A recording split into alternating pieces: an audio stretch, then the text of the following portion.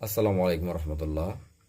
বিষয়টা খুবই ক্ষুদ্র, অনেকের কাছে মনে হইতে পারে এটা কি এমন বড় বিষয়, বাট এটা অনেক বড় একটা বিষয়।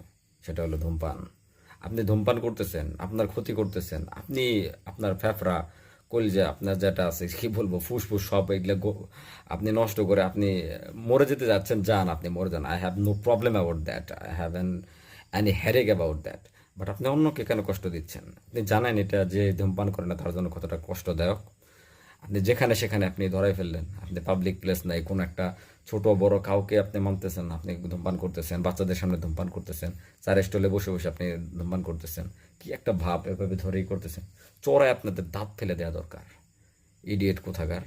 আপনি একটা বাজে অভ্যাস তৈরি করেছেন, এটা আপনি অন্য জায়গায় করেন, নর্দমায় করেন, ডাস্টবিনে গিয়ে করেন, একটা চিপাই চাপাই যায় করেন, আপনি মরে যান, আপনি ধ্বংস হয়ে যান।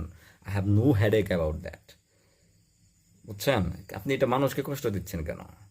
বাংলাদেশের ধূমপান ও তামাকজাত নিয়ন্ত্রণ আইন অনুযায়ী 2005-এর 4 নম্বর ধারা অনুযায়ী এটা দণ্ডনীয় অপরাধ। আপনাকে যদি ধরা হয়, আমরা যদি ধরি আপনাকে, আপনি ইনস্ট্যান্ট 300 টাকা জরিমানা দিতে হবে। আবার করবেন 600, আবার করবেন 1200, এভাবে বাড়তে থাকবে মাল্টিপল।